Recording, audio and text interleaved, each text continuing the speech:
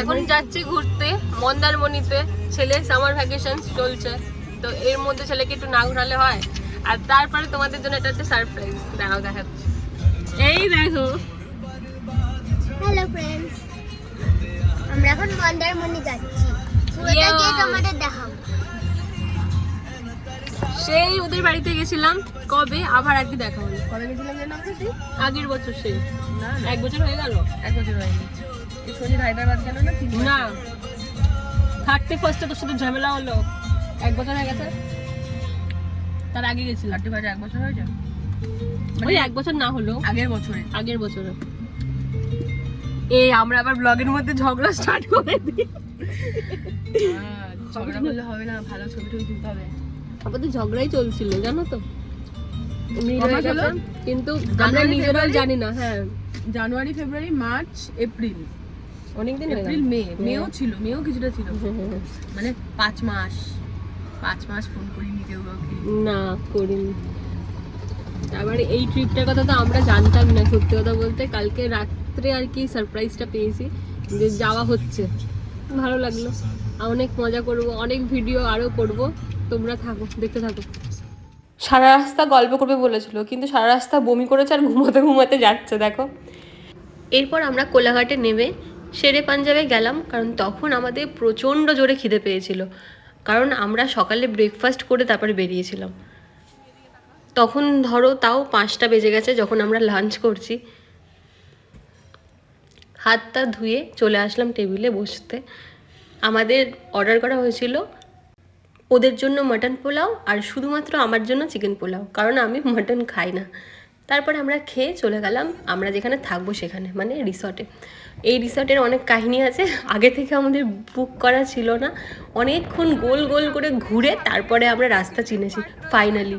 কিন্তু ভেতরটা এত সুন্দর, আমাদের যে এত খাটনি করে আসা সার্থক হয়েছে।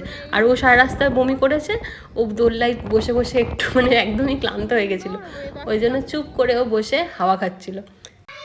এত সুন্দর জায়গাতে গেছি, একটু ভিডিও যদি না করি তাহলে কীরকম হয় বলো। আর ঘুরতে গেছিই তো ভিডিও করার জন্য, তো সেই জন্য আমিও একটু ভিডিও করে নিলাম। তারপর যেহেতু এই রিসর্টে চিলড্রেন পার্ক ছিল, ওই জন্য ওরা তো চড়বেই দোলনা, ওরা চড়ে নিল। আমার ছেলে যতগুলো ছিল সবগুলোতে একবার করে উঠলো।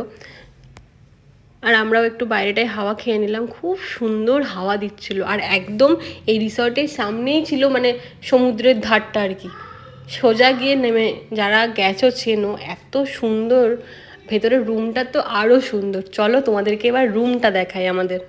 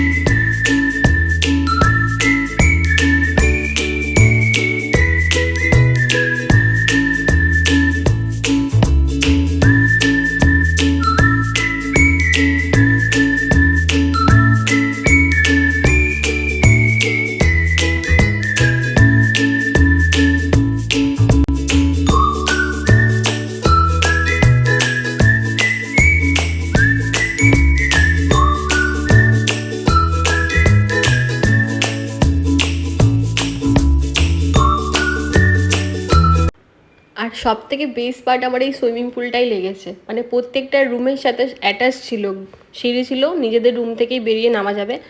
বাচ্চাদের আলাদা ছিল, আর ভেতরে বাথটবের মতো সুন্দর করেছিল। এত সুন্দর ছিল সুইমিং পুলটা। আর রাতে আমরা ডিনার করে শুয়ে পড়েছিলাম, ওটার ভিডিও নেওয়া হয়নি। আর সকালে এটা ব্রেকফাস্ট ওদের তরফ থেকে ফ্রি ছিল।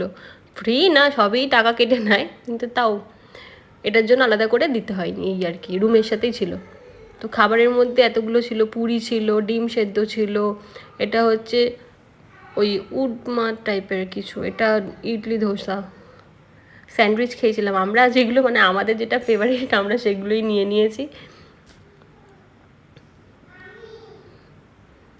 মানে সব ধরনেরই খাবার ছিল, যে যেটা পছন্দ করে। আমার ছেলে একটু চকোস খেয়ে নিল, চকোস খেয়ে তারপরে আমরা চলে গেলাম সমুদ্রের ধারে। কারণ আমাদের ট্যুরটাই তো ছিল দেড় দিন, মানে যেদিন গেলাম সেদিন রাত্রিটা থেকেছি, পরের দিন সারাটা দিন ব্যাক তারপরে পরের দিন সকালবেলা ব্যাক করেছি। এখানে টোটোতে উঠে পড়েছি আমরা। আমাদেরকে বলেছিল মোহনা দেখাতে নিয়ে যাবে, সেই জন্য মোহনায় নিয়ে গেছিলো। কিছুই না, সোজা রাস্তা ধরে নিয়ে যাচ্ছে। বলেছিল যে মানে যদি আমরা সিজনে যাই তাহলে ওখানে গেলে নাকি আমরা লাল কাঁকড়া দেখতে পাবো, বাট কিছুই দেখতে পাইনি কারণ তখন সিজন ছিল না। এসে আমরা আবার এই গাড়িগুলোতে উঠলাম। আসলে যখনই যা হয় মন্দারমণিতে আমাদের বোট চড়া হয়ে গেছে, কিন্তু এই গাড়িগুলোতে একবারে উঠিনি। তো এইবারে গিয়ে গাড়িগুলোও চড়া হয়ে গেল। এরপর সামনেই দোকান ছিল, ওই দোকানে চলে গেলাম। আসলে আমার ছেলের এটা প্রথমবার সমুদ্র দেখা, তাই যাতে বালি নিয়ে একটু খেলা করতে পারে সেই জন্য ওই খেলনাগুলো ছেলেকে কিনে দিলাম। আর ওর সামনে সেরকম দোকানই ছিল না, শুধু ওই একটা মতোই দোকান ছিল, যেটা মানে দীঘাতে গেলে যেরকম পরপর দোকান থাকে, মন্দারমণিতে ওটা ছিল না। তো ওই একটা গেম নিলাম, নিয়ে ওই বালতি নিয়ে খেলা করছিল। তাও তো বালতি এত হাওয়া দিচ্ছে, উড়ে উড়ে চলে যাচ্ছে। তারপর দেখো চলে আসলাম আমরা এখানে, কাঁকড়া নেওয়া হয়েছিল, কাঁকড়া খেলাম। আর তারপরে আমার বর আর সঞ্জিত মানে সুন্দরীর বর, ওরা সব একটু বডি ম্যাসেজ করে নিল। ছেলের সাথে আমরাও অনেকক্ষণ ধরে বালি ঘাটলাম আর কিছু ছবি তুললাম। তারপরে সমুদ্রে জল টল ঘেটে আমরা চলে আসলাম সুইমিং পুলে। কিন্তু একটা আফসোস আমাদের থেকেই গেল জানো, আমরা ভেবেছিলাম রাতের বেলা যে লাইট ফাইট দিয়ে ডিজে চলে রাতের বেলা একটু নামবো, কিন্তু আমাদের সেই রাতের বেলা আর নামাটাই হয়নি। এই জন্য সুন্দরীও রেগে গেছিলো খুব, আমারও একটু মনটা খারাপ হয়েছিল, কিন্তু কি করা যাবে, না নামা গেলে আর। পরে যদি আবার কোনো সময় যাই তখন রাতের বেলায় নামবো। আসলে কি বলতো, আমরা যখন আগে যেতাম না তখন আমরা কিন্তু ওই সন্ধ্যের দিকে সুইমিং পুলে নামতাম, কিন্তু সেদিনকে কি করবো আর, রাতে আর নামা হয়নি। সুইমিং পুলে স্নান করে লাঞ্চ করে আমরা বেরিয়ে গেছিলাম সন্ধ্যেবেলা আবার সমুদ্রের ধারে। ওখানে গিয়ে আবার এই সাইকেল চড়েছি। আরে আমরা দুই মুটকি, তোমাদেরকে কি বলবো, সাইকেল উঠছিলই না, মানে প্যাডেলই করতে পারছি না। তার মধ্যে ওই বালি মাটিগুলো ভেজা ছিল, সাইকেলের টায়ারটাকে আরও কামড়ে ধরছিল। তো যাই হোক, এই ভিডিওটা হচ্ছে ওই ভাইটা করে দিয়েছিল, মানে যার সাইকেলটাতে আমরা উঠেছিলাম।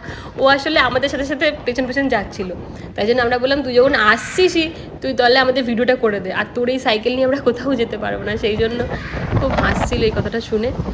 তারপরে সাইকেল চড়ে আমরা চলে গেলাম প্রথমবার অক্টোপাস ট্রাই করতে। এতটা মজা হয়েছে কি বলবো, ওই অক্টোপাসটাই আমাদের খুব স্পেশাল টাইমটা ছিল। ওই টাইমটাতে খুব ভালো লেগেছে। আমি স্কুইড খেয়েছি কিন্তু কোনোদিনও অক্টোপাস খাইনি, তো ওই দিনকে অক্টোপাসও ট্রাই করা হয়ে গেল, ভালোই করেছিল।